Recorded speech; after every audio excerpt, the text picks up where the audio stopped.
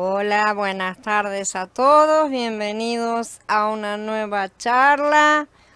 Hola Johnny, Katy, Gaby, Carla, Aníbal, César. Bienvenidos a todos a esta charla. Hoy vamos a hablar acerca de la primera parte de las vestiduras sacerdotales y antes de arrancar vamos a ver un pequeño video acerca justamente de este tema.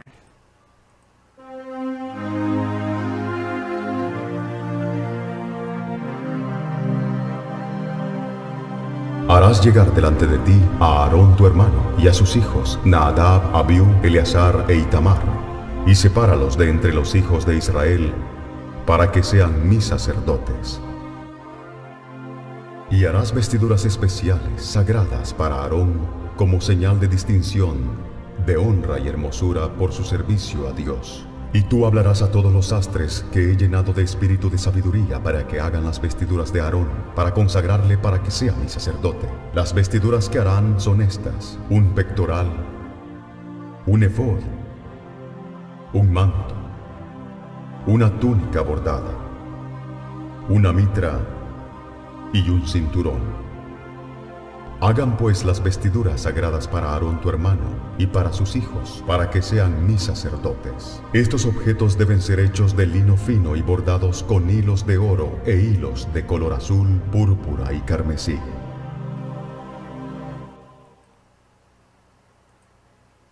Bueno, con esta introducción nos vamos a dar comienzo a esta charla.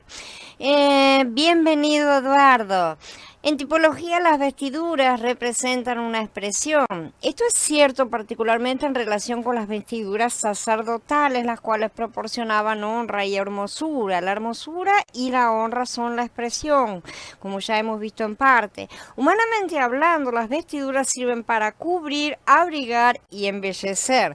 Pero en el relato acerca de las vestiduras se enfatiza la hermosura y la honra. La hermosura se relaciona con la humanidad y la honra con lo divino. Por lo tanto, las vestiduras sacerdotales son la expresión de la hermosura humana y la honra es justamente la expresión divina de Mashiach. Además, las vestimentas debían ser un recordatorio permanente para los sacerdotes mismos de su santa posición y de las exigencias que esa posición les imponía de vivir una vida consagrada.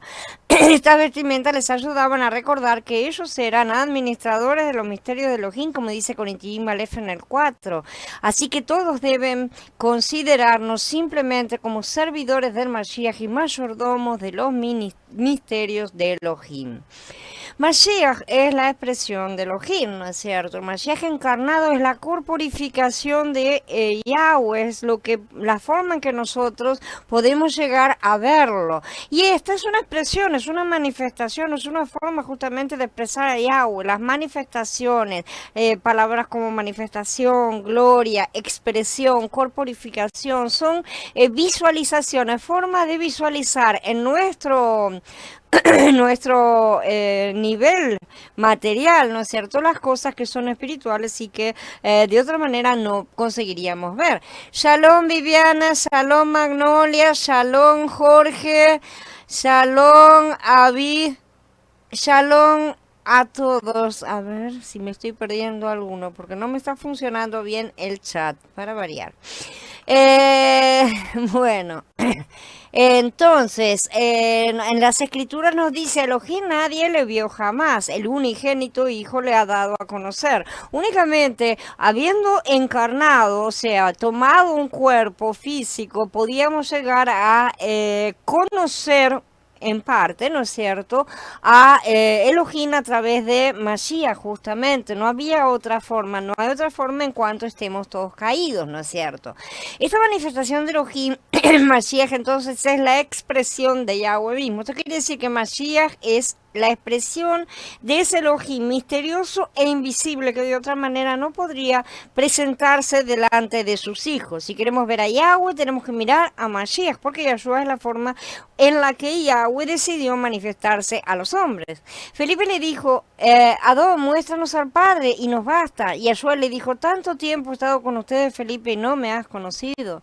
El que me ha visto a mí, ha visto al Padre. ¿Cómo dices tú, muéstranos al Padre? ¿No crees que yo estoy en el Padre y el Padre en mí? Las palabras que yo les hablo, no las hablo por mi propia cuenta, sino que el Padre que mora en mí hace sus obras, dice Yahanan en el capítulo 14. Como la expresión de Elohim, Mashiach lo vuelve visible y práctico, ¿no es cierto? Concreto, real y hasta palpable en su momento, ¿no es cierto? Cuando tenemos contacto con Mashiach, tenemos contacto con el Elohim visible y práctico. Es una forma visible y práctica. Es a través de Mashiach únicamente que podemos visualizarlo, concretizarlo, hablarle. Prácticamente sería casi tocarlo, ¿no? Si tenemos una relación estrecha con él, a pesar de que hoy ya él no está Mashiach en la forma corporal que asumió, ¿no es cierto? Entonces, Mashiach lo hace visible y práctico para nosotros. Esa es la religación, justamente, ¿no es cierto? Es la religación de la religión. La expresión de Elohim es tanto individual como corporativa. Como la expresión de Elohim, Mashiach no solo es individual, también es corporativo. No podemos olvidar esto en ningún momento. Cuando él estaba en la tierra, él era la expresión individual de Elohim. En ese momento, él era un individuo, era único y es el gran Yahshua que todos amamos y el único, el unigénito Hijo del Padre, el único que hizo la obra que realizó verdaderamente. Él era único. Entonces, era la expresión individual. Pero después de su muerte y su resurrección, esta expresión llegó a ser corporativa, porque el grano de trigo cayó por tierra y dio mucho fruto. En los 4 evangelios vemos a Mashiach individual, pero en el libro de Hechos y en las epístolas y en Gilgal ya no es simplemente individual, sino que vemos al Mashiach corporativo. Mashiach junto con la congregación. Tenemos la túnica, el manto largo, el éfod del pectoral y la sombrera, ¿sí? Que tipifican a Mashiach junto con la congregación en conjunto. Otras vestiduras no tipifican a la congregación en conjunto con Mashiach, de manera que por eso las estamos separando. Al considerar estas vestiduras como un todo, vemos que representan a Mashiach expresando a Elohim. Y este es el significado básico de las vestiduras sacerdotales. Sin embargo, sobre el pectoral estaban grabados los nombres de los redimidos de Elohim. Sin duda esto representa a la congregación. Esto quiere decir que sobre Mashiach, representado por las vestiduras, tenemos a la congregación representada por el pectoral con las sombreras. Cuando digo la congregación me estoy refiriendo a todo el cuerpo de creyentes a través de las épocas y de las denominaciones y separaciones humanas, ¿sí? Además, el pectoral y las sombreras estaban colocados sobre el éfod.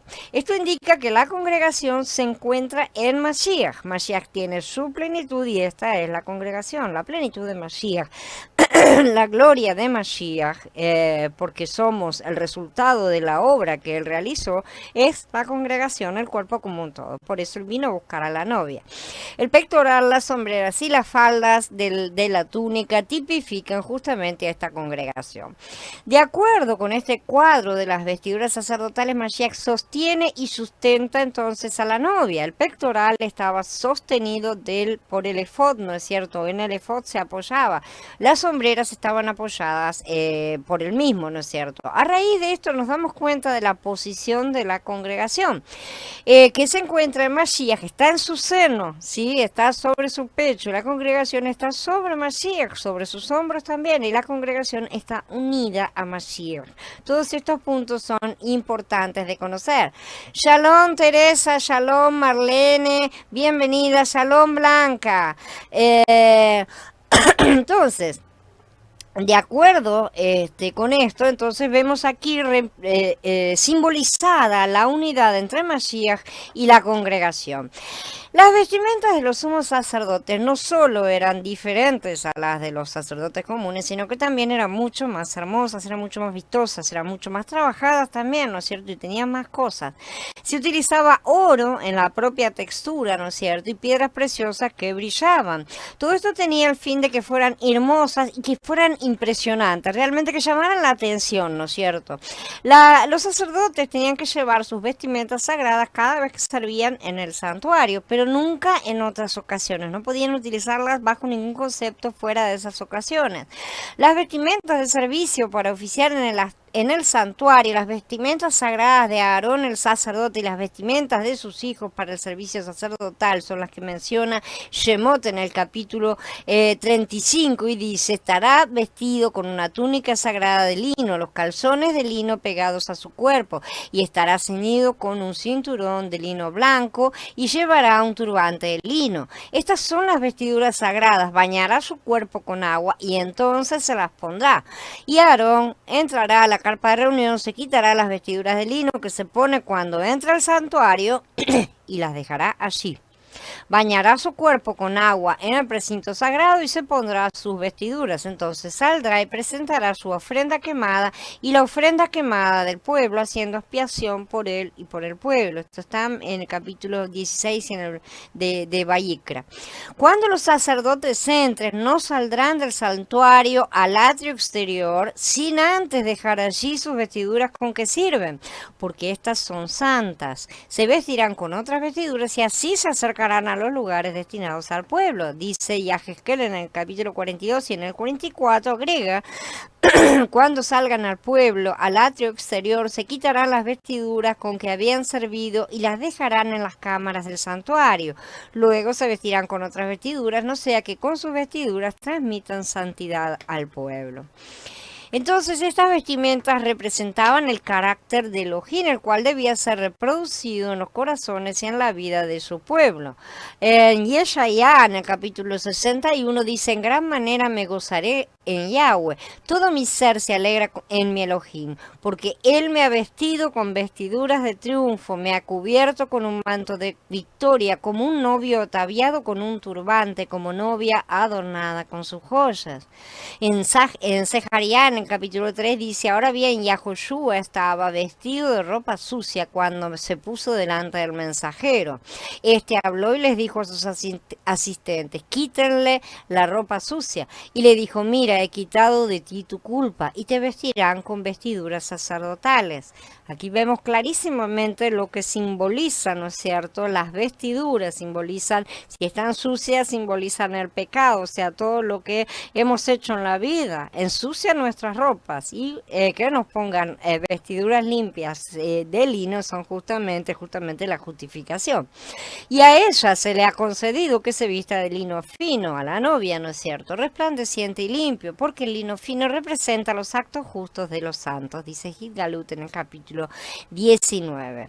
El hecho de que los colores y los materiales de las vestimentas del sumo sacerdote fueran los mismos que se usaban para el velo y la cortina de la entrada del tabernáculo sugiere la lección de que el carácter de los que rendían culto, representado por el sumo sacerdote, ¿no es cierto?, que es la cabeza del sacerdocio, debía armonizar con el carácter del santuario. Sus vestiduras se volvieron brillantes, mucho más blancas que lo que pudiera blanquearlas ningún lavandero de la tierra. Esto fue cuando la transfiguración de Mashiach. Esto está en Mordejai 9.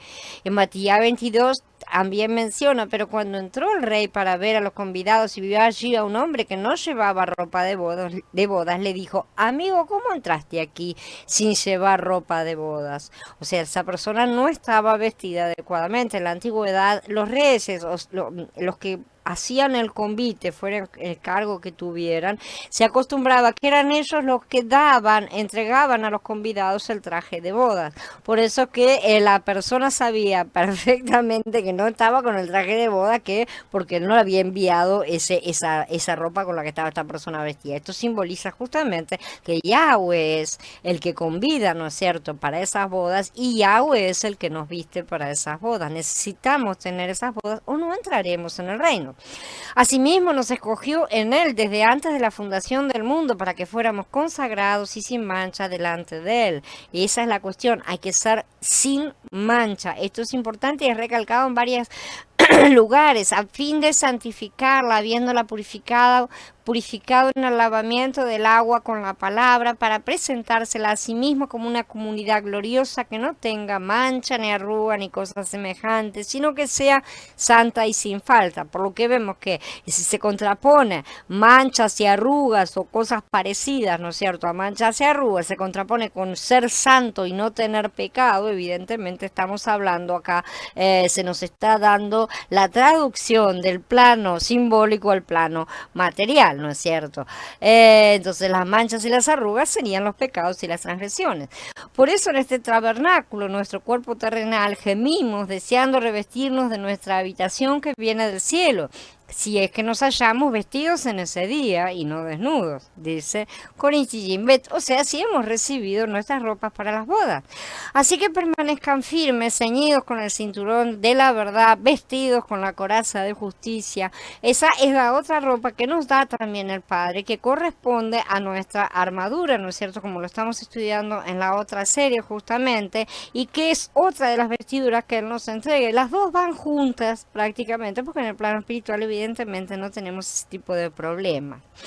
Que su adorno no sea exterior, con arreglos ostentosos del cabello y adornos de oro, ni ropa lujosa, sino que sea la persona interior del corazón en lo incorruptible de un espíritu tierno y tranquilo. Esto es de gran valor delante de Elohim. O sea, nada de pomposidad y lujo externo, sino que todo marche correctamente en nuestro interior. Shalom, Nicolás, bienvenido.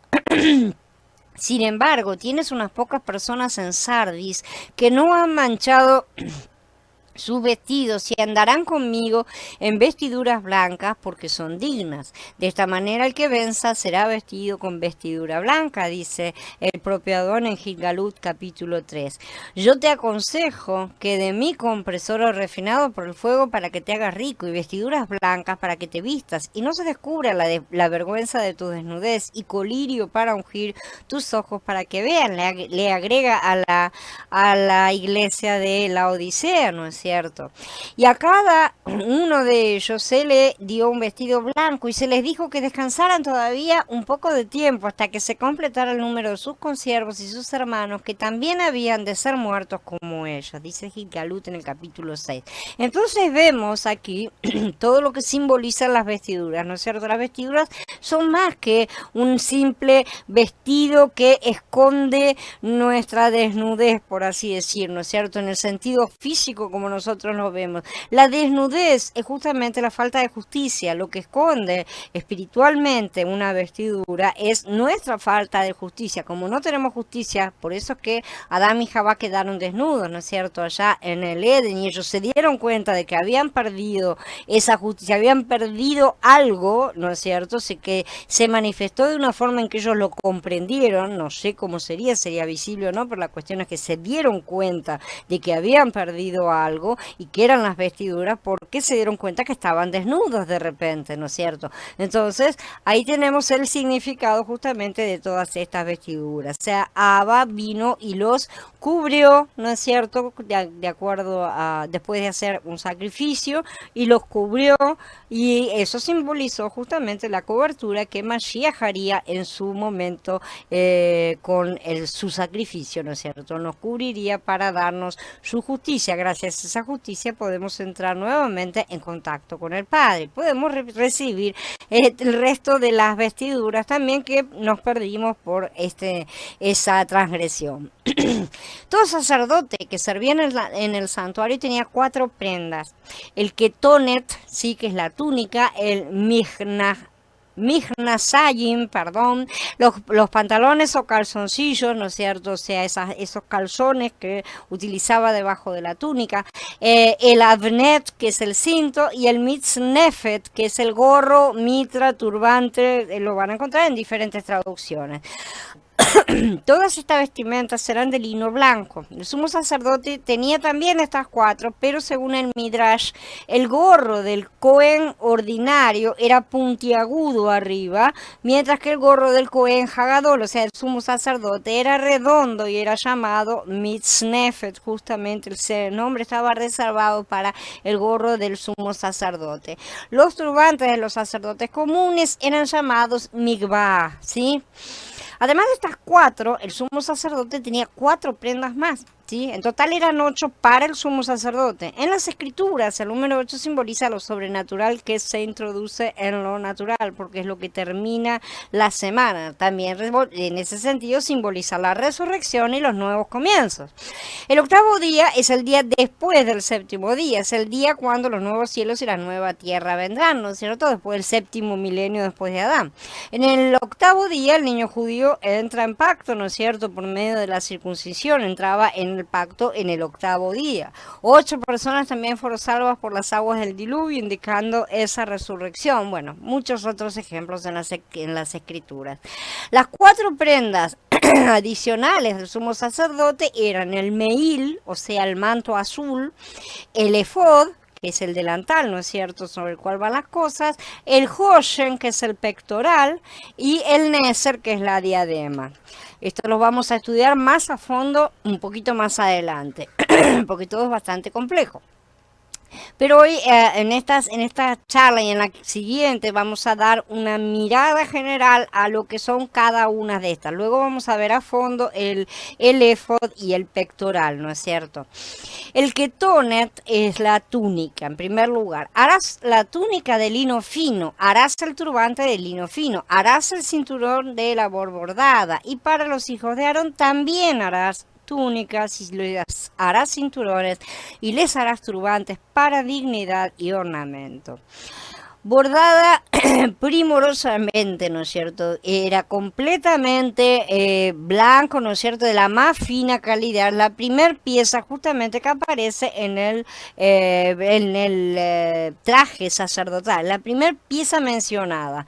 La túnica era una vestimenta blanca que se ponía sobre los calzoncillos de lino, ¿sí? Con referencia a esta túnica, Josefo escribió: esta vestimenta llega hasta los pies y se ciñe al cuerpo. Tiene mangas apretadas a los brazos. Esto está en Antigüedades Judías 3. Después de esta pieza y su cinturón se ponían los demás vestidos que indicaban su oficio como sumo sacerdote, que lo separaba del resto de los sacerdotes, ¿no es cierto? No podría ponerse las vestiduras de gloria y hermosura hasta que no se ponía esta pieza. Tenía que estar esta pieza como base, por así decir, del resto de la estructura de vestimentas del sumo sacerdote. Recordemos que Abba todo lo hace en forma de edificación, ¿no es cierto? Entonces, su blancura es un tipo del carácter justamente de nuestro sumo sacerdote Yahshua, ¿no es cierto? Y nos muestra su pureza desde la cabeza hasta los pies. Por eso era completamente de blanco y de lino fino, es puro y es justo.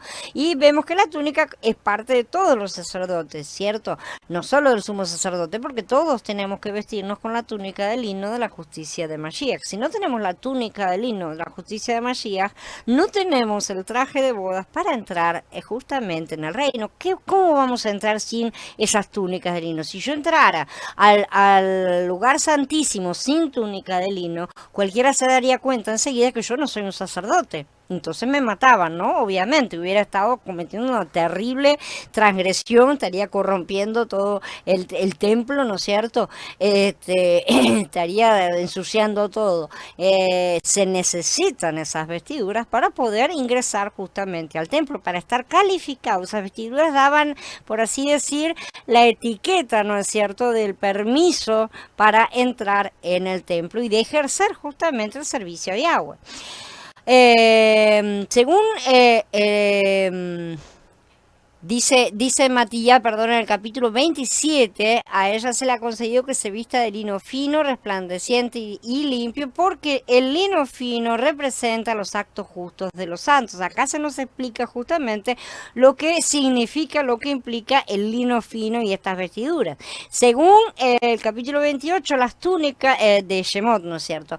Las túnicas se hacían para Aarón y para sus hijos, para ambas partes. Esto indica que eran tanto para el sumo sacerdote como para los demás, ¿no es cierto? Para el sumo sacerdote esta túnica era una vestidura interna, pero para los otros sacerdotes era la externa, ¿sí? Ya que no llevaban un manto sobre la túnica, de manera que esta es la túnica que se veían los otros sacerdotes que no estaban ejerciendo como sumo sacerdote. El sumo sacerdote tenía esta vestidura cubierta, como veremos, por la túnica azul y el efod, ¿no es cierto?, colocado y todo.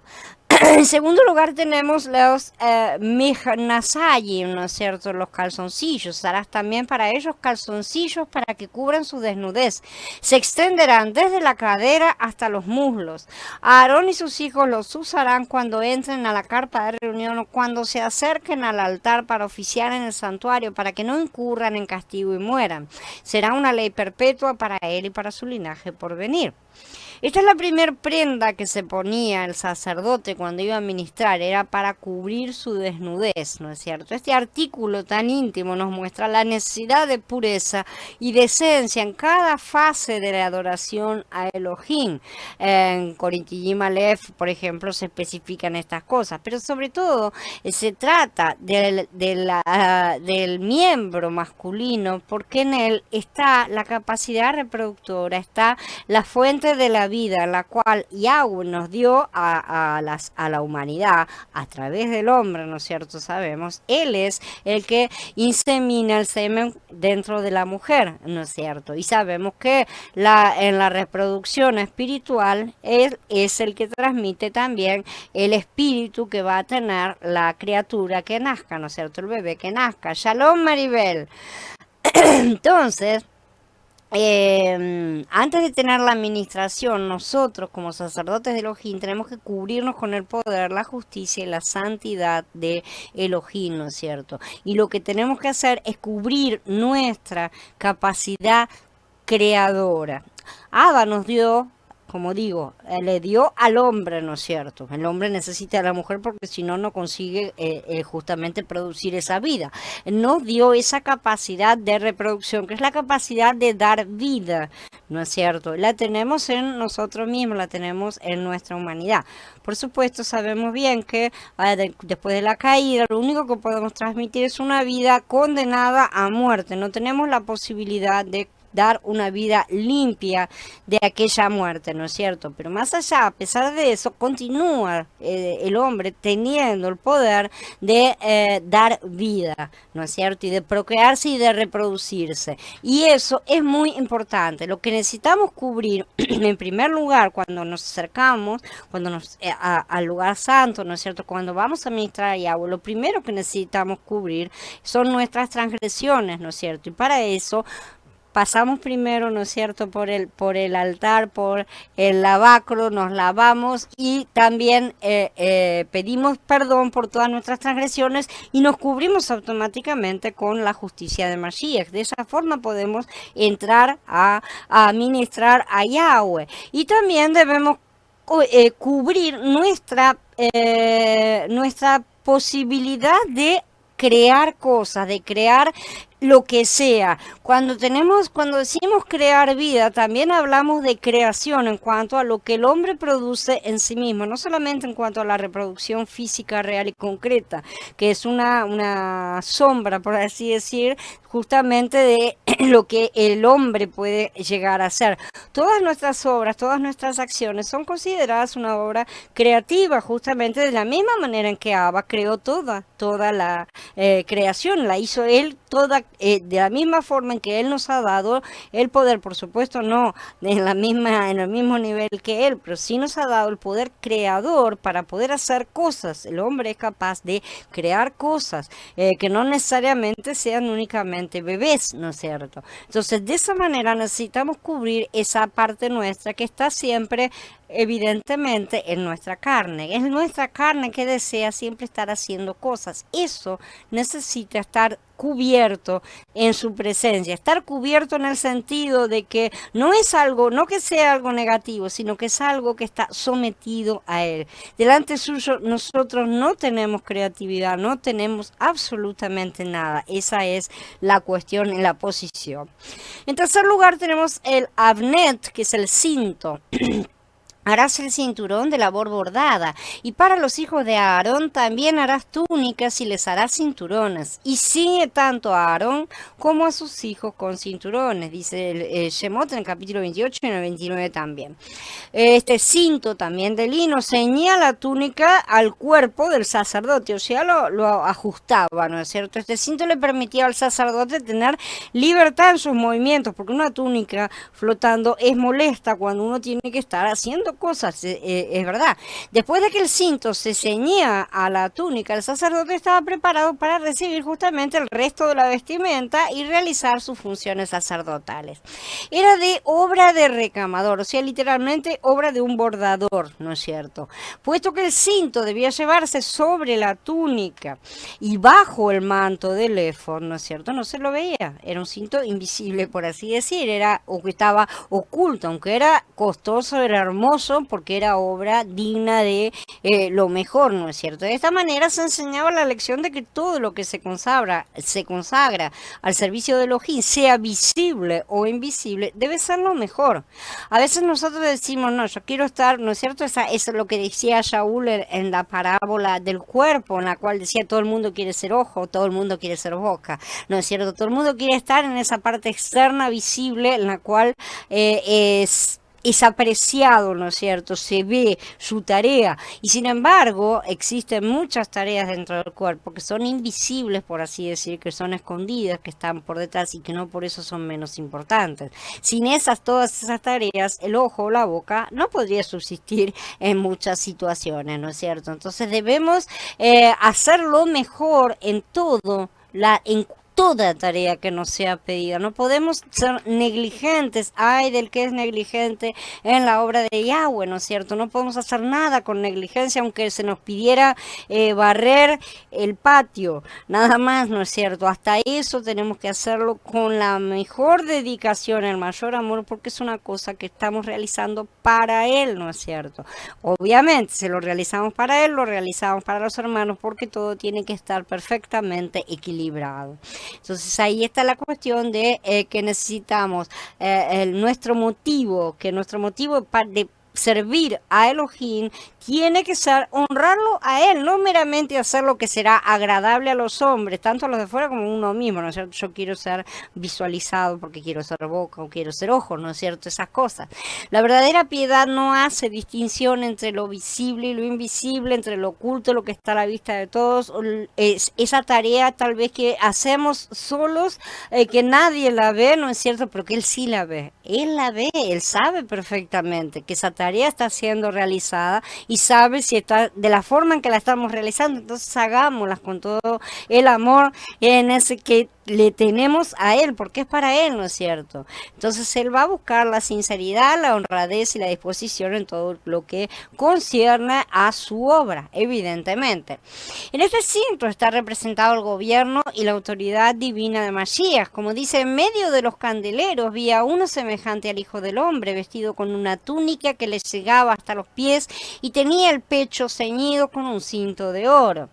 El cinto representa la autoridad también de los que lo llevan, incluyendo los reyes y otras autoridades, esa autoridad con la que oprimen a sus súbditos y que Yahweh les retira cuando ellos abusan, ¿no es cierto? Cuando han llenado su copa.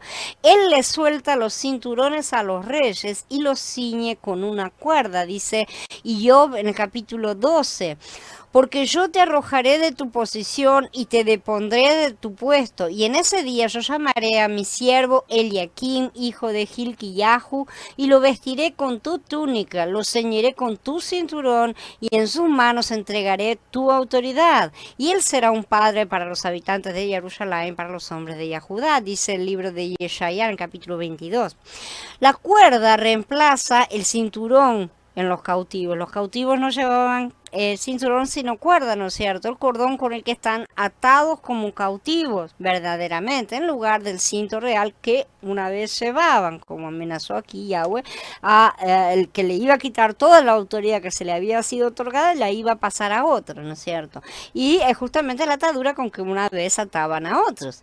De cierto te digo, cuando eras más joven te ceñías e ibas a donde querías, mas cuando ya seas viejo extenderás tus manos y te ceñirá otro y te llevará a donde no quieras, dice Yahanan 21 hablando acerca de la profecía de la muerte de Kefá. El cinturón tenía un rol primordial en la función de ceñir, de ajustar las ropas de la persona a sus lomos, ¿no es cierto? Siempre está esa mención. Las escrituras afirman que es allí donde se encuentran las generaciones, ¿no es cierto? Vamos a ver los siguientes pasajes, aunque esto ya lo hemos visto muchos en otra serie, ¿no es cierto? En la serie de Bereshit. De cualquier manera vamos a ver aquí algunos pasajes.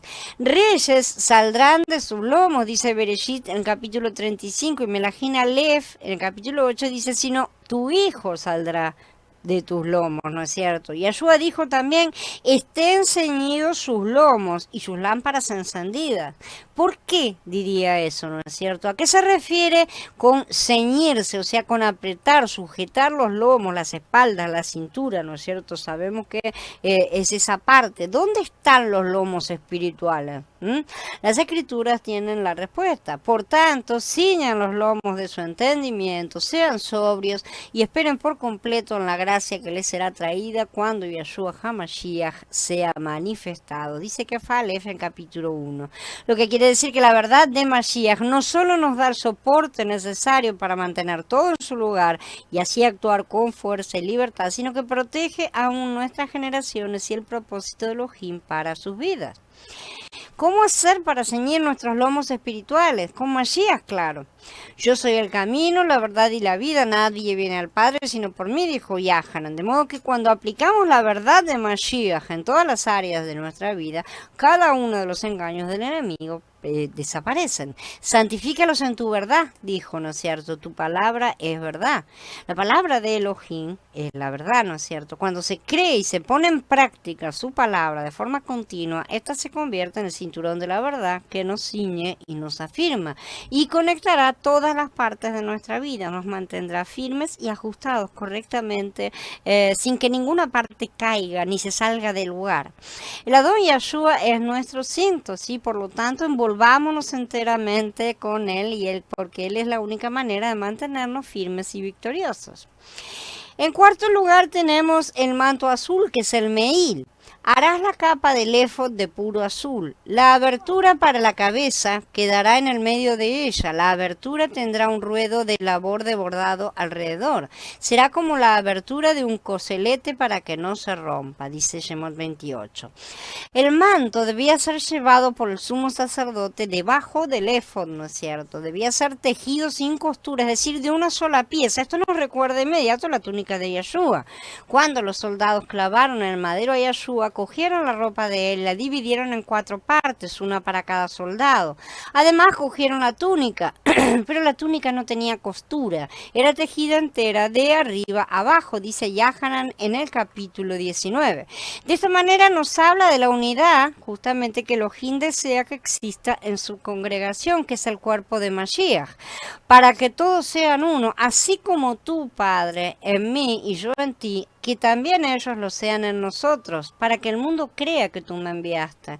Yo les he dado la gloria que tú me has dado para que sean uno, así como también nosotros somos uno, una sola túnica, un solo manto, entonces una sola vestidura. Yo en ellos y tú en mí, para que estén perfectamente unidos, para que el mundo conozca que tú me has enviado, que los has amado, como también me has amado a mí. Dice Yahanan capítulo 17, del 21 al 23. Y en Efesiyim, varios pasukim del capítulo 4, dice, procurando con diligencia guardar la unidad del espíritu en el vínculo de la paz. Hay un solo soberano, una sola fe, una sola inmersión, un solo Elohim, Padre de todos, quien es sobre todos, a través de todos y en todos, hasta que todos alcancemos la unidad de la fe y del conocimiento del Hijo de Elohim, hasta ser un hombre de plena madurez, hasta la medida de la estatura plena del Mashiach. Todo este manto fue hecho de lana azul, ¿no es cierto? El color azul es obtenido de un molusco que en el Talmud es llamado gilazón.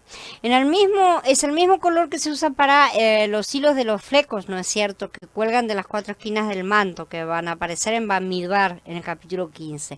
Durante mucho tiempo no se sabía con exactitud qué animal era, ¿no? ¿Verdad?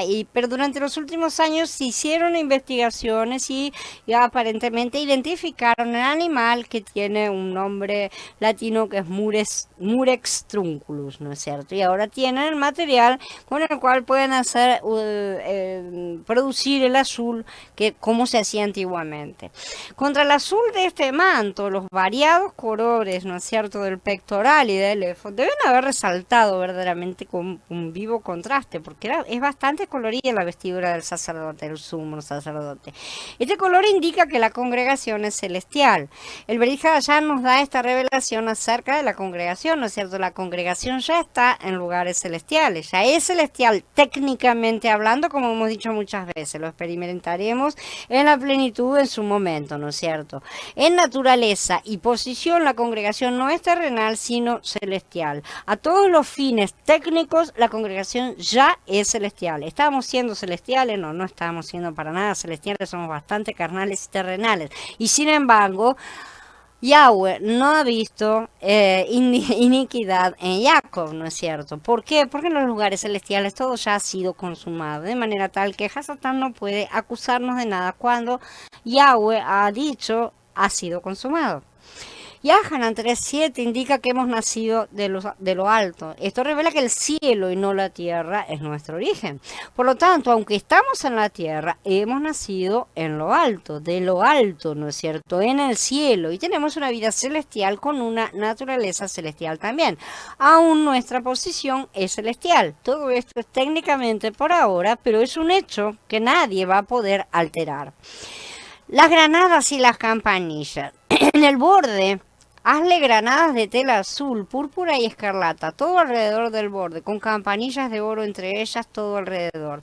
Una campanilla de oro y una granada, una campanilla de oro y una granada, todo alrededor del borde de la capa. El Pasuk 33 entonces aquí habla de las granadas y las campanillas, y el 34 describe que va una campanilla de oro y una granada alternadamente. A medida que se hacía la vestidura se ponían las granadas antes que las campanillas, pero en cuanto a la función las campanillas van antes que las granadas.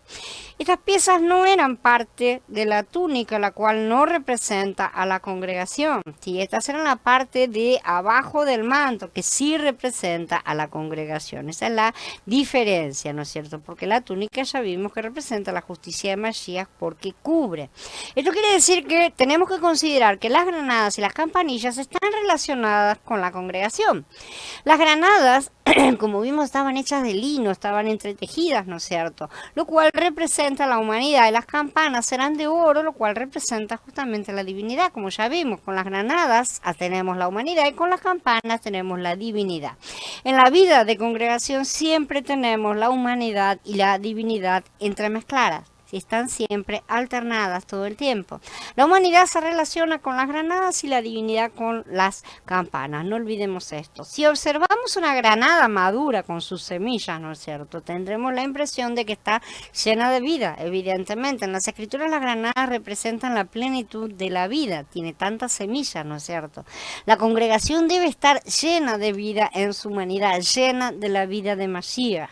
Este es el significado de que las granadas estuvieran hechas de lino. La congregación es diferente a Mashiach en el hecho de que él nunca comete errores, pero la congregación sí, todavía cometemos, y cuántos. Nosotros a menudo cometemos errores, especialmente cuando actuamos muy apresuradamente. Por esta razón necesitamos las campanas de oro para advertirnos de no caminar tan rápida o licenciosamente o descuidadamente, ¿no es cierto? La plenitud de la vida se expresa en la humanidad de la congregación. pero la voz de alerta se expresa a través de la divinidad como la representan estas campanillas de oro, ¿sí? El tintinear suave del ruaj en nuestro ruaj. El hablar adecuado de la congregación siempre proviene de la divinidad de la congregación, o sea, de lo que se ha alcanzado a mezclar la congregación, no solo cada individuo por sí mismo, sino la congregación como un ente corporativo, lo que se han llegado a mezclar en cada lugar, en cada localidad donde estén con Mashiach. Cuando todos expresamos la plenitud de Mashiach como vida en nuestra humanidad, hay entre nosotros muchas campanitas de oro. Entonces habrá justamente el hablar de Elohim, porque es una expresión también del sonido de la voz del Ruach, la voz de Elohim expresada por medio de la divinidad de Mashiach manifestada a través de la congregación. En cada uno de nosotros hay una cantidad de divinidad que ha sido colocada en nuestro interior. Somos vasos. Muchos niegan esto, ¿no es cierto? Porque dicen, eso es hacerse, eso es divinizarse. Pero entonces estaríamos negando que hemos recibido el Ruach o que el Ruach es santo. Una de dos se está negando, ¿no es cierto? Somos vasos de barro para llevar un tesoro divino. Bueno, pues el tesoro divino está ahí adentro. Entonces llevamos una cantidad de divinidad.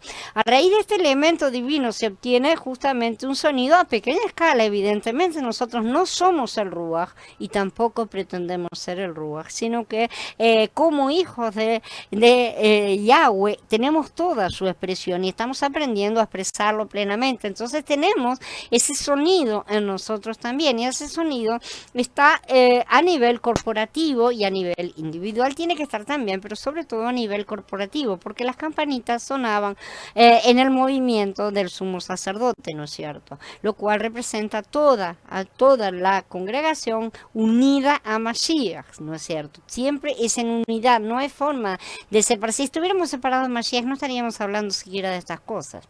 En primer lugar tenemos entonces la expresión de la plenitud de la vida y después el repicar de las campanitas de oro, ¿sí? Es decir, el hablar desde la divinidad a la congregación, ¿no es cierto?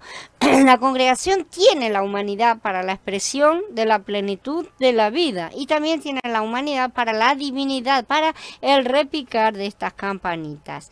Estas campanillas implicaban también la comunión entre el sumo sacerdote y los sacerdotes que no entraban en el lugar santísimo. El tintineo de las campanillas hacía que los que rendían culto, que no podían entrar en el lugar santísimo, supieran que él estaba oficiando, él se estaba moviendo justamente en favor de ellos en la presencia de Elohim. O sea, les daba la certeza, primero que se sabía, ¿no es cierto?, que si el sumo sacerdote hubiera entrado estando impuro, moría. Y si era muerto, evidentemente las campanillas no podían, no sonarían. Pero al escuchar esto, ellos estaban entendiendo, desde afuera se entendía que el oficio que el sumo sacerdote estaba realizando, justamente estaba siendo aceptado por Yahweh. Y ese oficio que se estaba realizando tenía que ver con todos los que estaban afuera, no solamente con los sacerdotes que estaban ahí cerca, que escucharían, sino también con todos los que estaban cada vez más afuera, ¿no es cierto?, los que estaban en el atrio, con todos, inclusive por todo Israel. Por ejemplo, una vez al año en Yom Kippur era por todo Israel, de manera tal que tenemos justamente todos estos, toda esta representación del sumo sacerdote era por todos. Y los que estaban afuera, al escuchar esas campanillas, sabían que estaba andando todo bien, no había problemas, el sumo sacerdote no había muerto, por lo tanto, había sido aceptada esa administración, ¿sí? Entonces, justamente en ese sentido, todos los que estaban afuera estaban prestando atención a ese sonido, ¿no es cierto?, de campanillas, porque tenían que prestar atención por si pasaba algo negativo, y estaba justamente esas campanillas llamaban la atención hacia los que todavía estaban afuera, para que sus pensamientos, su atención estuviera centrada en lo que estaba sucediendo más allá del velo. ¿sí? Ellos no veían nada, pero sin embargo estaban escuchando y prestaban atención por así decir, en Ruach estaban unidos, ¿no es cierto?, al sacerdote. Por supuesto, en esa época no había sido derramado todavía, pero es más o menos lo que Yahweh ha tratado de simbolizar en todas estas relaciones. Si el sumo sacerdote hubiera intentado realizar el servicio del santuario sin llevar el manto con sus campanillas, habría roto este vínculo de comunión, ¿no es cierto? Además de que habría transgredido, obviamente, ¿no es cierto? Pero habría roto este vínculo de comunión con los que estaban afuera y el pueblo habría quedado separado de su intercesor. Por así decir, el sonido de las campanillas era un lazo de conexión que unía al sumo sacerdote dentro del lugar santísimo con los que estaban afuera, ¿sí? Según el capítulo 28, las granadas y las campanas estaban colocadas alternadamente, ¿no es cierto? Una y una. Eso indica que la voz divina es correlativa con la vida divina, justamente. Lo que no le mandó a Moshe que solo hubiera campanas, por ejemplo, en las faldas del manto, ya que eran necesarias las campanas para el sonido. Si en la vida de congregación tenemos las campanas, pero no tenemos las granadas, habrá chismes y habrá críticas en lugar del repicar, ¿no es cierto?, de las campanas de oro. Pero si las granadas están alternadamente, ellas suavizan justamente el sonido, porque al tener una cosa de oro chocando contra otra cosa de oro, el sonido es fuerte, pero si una cosa de oro choca contra una cosa de lino, ¿no es cierto?, se suaviza justamente ese sonido, además de que las cosas de oro no deberían estar chocando, ¿no es cierto? De esta manera habría un sonido apropiado, justamente un sonido divino, un sonido que describe o simboliza correctamente su procedencia. A fin de que las granadas se encuentren alternadamente con las campanas en la vida de la congregación, debemos crecer en la vida y finalmente florecer en ella. Debemos hacer florecer las dos partes. La humanidad de Mashiach en nosotros, o sea, nuestro nuevo hombre, que debe manifestar también el oro, la divinidad de Mashiach en nuestro interior, en nuestro nuevo Ruach. Entonces vamos a llegar a hacer esta mezcla de las granadas juntamente con las campanillas. En quinto lugar tenemos el mitznefet, ¿no es cierto?, que es el gorro. Tenemos el neser, que es la diadema, y el tzitz, que es la lámina de oro. Vamos a ver todas estas partes ahora. Al hacer la descripción del sumo sacerdote, de las vestimentas del sumo sacerdote, Josefo escribe: sobre la cabeza lleva un gorro no de forma cónica, y su forma es tal que pareciera ser una corona hecha de gruesas fajas de tela, pero la textura es de tela de lino. Tiene muchos dobleces y está unida mediante costuras, dice en el tercer volumen de Antigüedades Judías. Según esto, entonces, la mitra, lo encontramos con muchas diferentes traducciones, pero más o menos sabemos que es el tocado justamente del sumo sacerdote. Era entonces un turbante blanco. La mitra que llevaba el sumo sacerdote era una especie de turbante o tocado que le cubría la cabeza. El sumo sacerdote llevaba este tipo de cubierta y estaba hecha de lino también. La cabeza también estaba fajada, por así decir, envuelta, tocada por lino. La lámina de oro puro se encontraba sobre la mitra, ¿sí? O sea, la cubierta, ¿no es cierto? Por lo tanto, la lámina y la mitra van juntas. Haz un frontal de oro puro y graba en él la inscripción de sello consagrado a Yahweh. Suspéndela de un cordón azul para que quede fija al turbante. Permanecerá en el frente del turbante. Quedará en la frente de Aarón, para que Aarón cargue con cualquier pecado que surja de las cosas santas que los israelitas consagran. De cualquiera de las donaciones sagradas estará sobre su frente todo el tiempo para ganar aceptación para ellos delante de Yahweh. Esta inscripción, que entonces vemos que debía estar siempre sobre la frente del sumo sacerdote mientras ministraba, le recordaba su responsabilidad como representante del pueblo. Él tenía que ganar, dice ahí, aceptación para ellos. O sea que el hecho de que fueran aceptos los demás dependía de lo que estaba haciendo. Una gran responsabilidad para nosotros, evidentemente, pero Mashiach obviamente la cumplió de manera perfecta y absoluta. Pero para los sumos sacerdotes, para nosotros, y que estamos aprendiendo a ser los sacerdotes que seremos, y nos concede la gracia durante el milenio, más allá también, ¿no es cierto?, sacerdotes, pero ya de la orden de Melquisedec, que es diferente. De cualquier manera, es una cosa que debería impresionarnos grandemente, ¿no es cierto? Vamos a ver también que llevamos varias cosas sobre nosotros como sacerdotes, ¿no es cierto?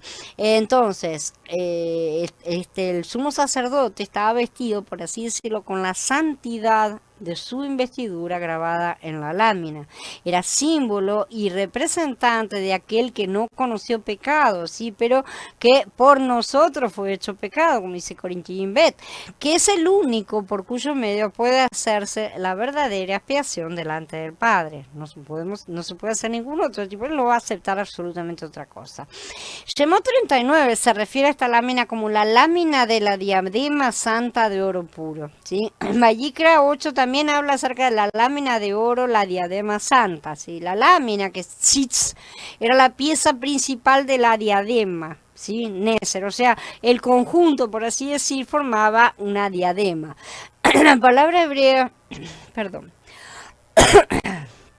la palabra hebrea traducida como lámina deriva de la raíz tzutz, ¿sí?, que significa florecer, dar renuevos, y la palabra tzitz también se puede traducir como retoño o flor, como vamos a ver en algunos ejemplos que les voy a citar.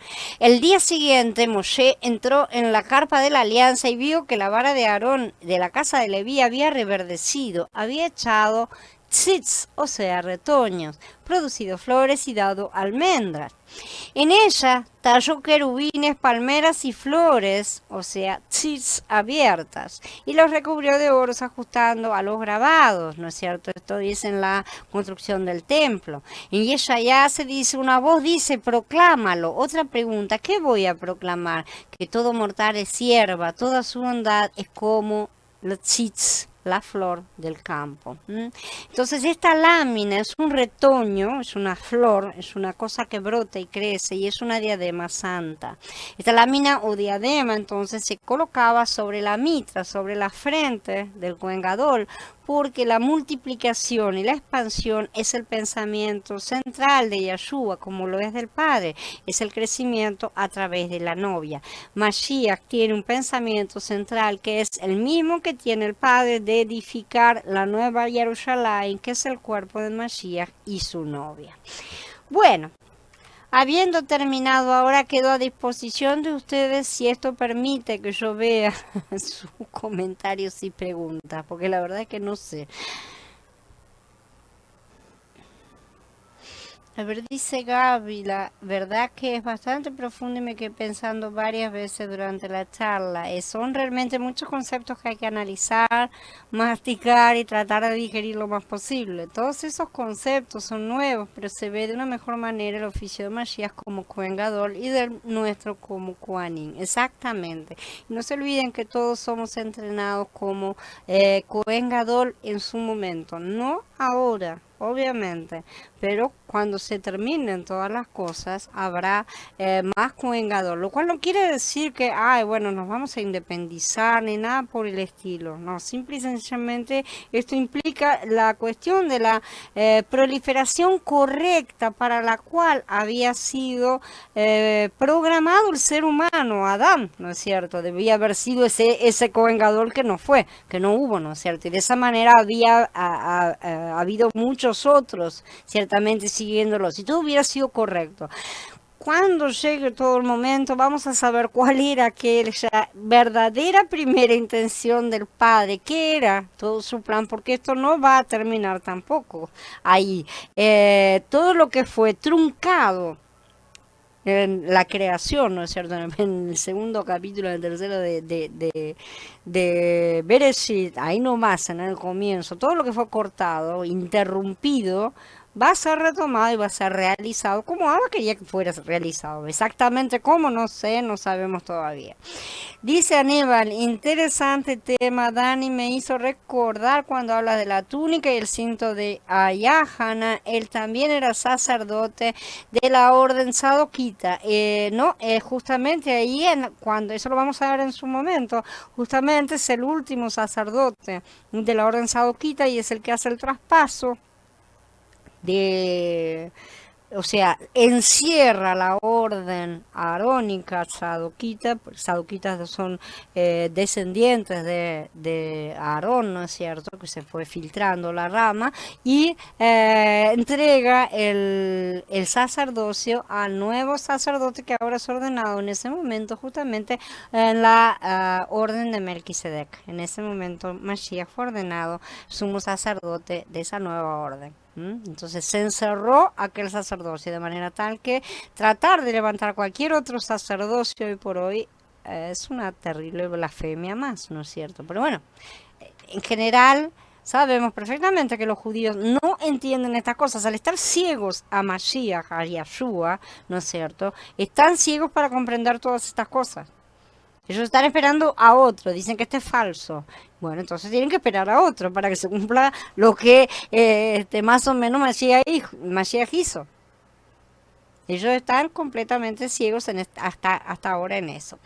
Dice Gaby, a ver, procesando un poco sobre la charla, nunca había pensado lo del colorido de las vestiduras, sí, lo del lino, pero lo puedo ver ahora de una mejor manera, cómo el sumo sacerdote cargaba con todo el pueblo y cómo él mismo también respondía por sus transgresiones. Lo vamos a ver mucho más profundamente más adelante, porque vamos a estudiar, primero que tenemos que terminar la segunda parte de esto, pero vamos a estudiar el éfod justamente, que es la parte más importante del sumo sacerdote, que lo separa más y tiene muchos más cosas en su interior, con muchos más conceptos, ¿no es cierto?, que de justamente la tarea de Mashiach de soportarnos a todos de esa forma, ¿no es cierto?, ese soporte, ese mantener unidos, ¿no es cierto? Y también tenemos después todos los sacrificios y las demás cosas que son realizados por el sumo sacerdote, ¿no es cierto? Entonces vamos a ver todo eso.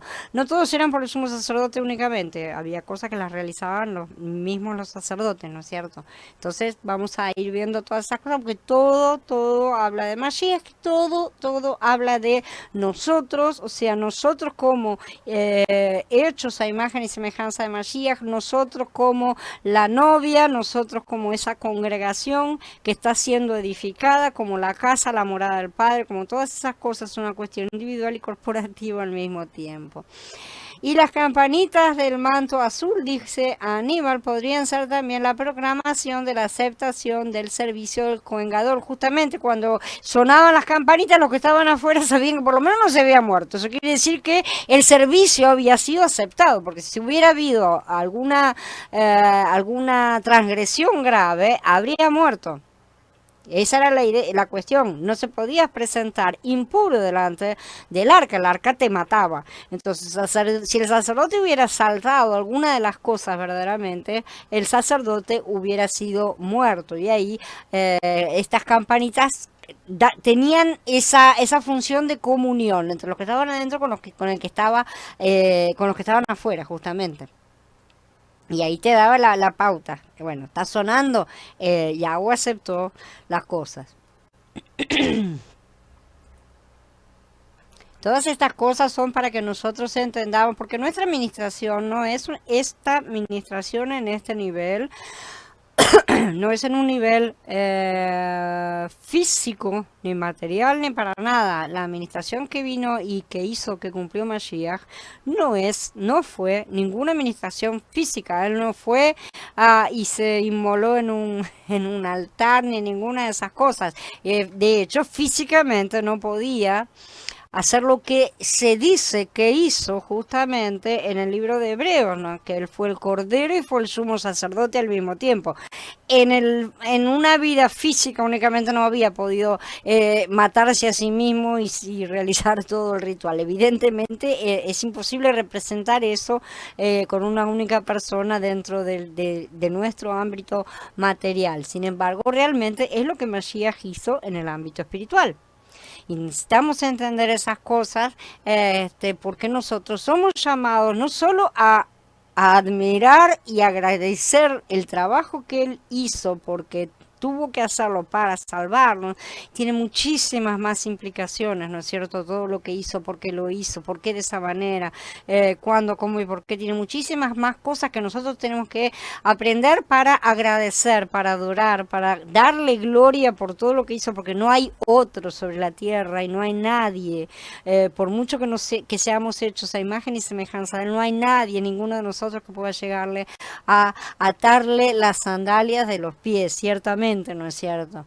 Y aún así, él nos eleva y nos coloca en su altura, en el sentido, no ahora, pero sí en su altura, en el sentido de que retomemos la tarea para la cual el ser humano fue creado.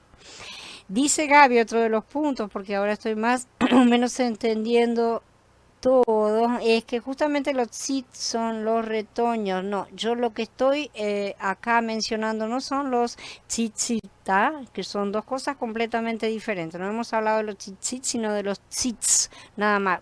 Yo creo que te lo podéis estar confundiendo porque la palabra sale de la misma raíz, por eso que estoy diciendo, ¿no es cierto? Pero bueno, te pregunto si no te confundiste. Justamente los tzitz son los retoños, el nuevo hombre, ¿no es cierto? Decís vos. Justamente está en la frente. ¿Y qué es lo que estaba diciendo yo?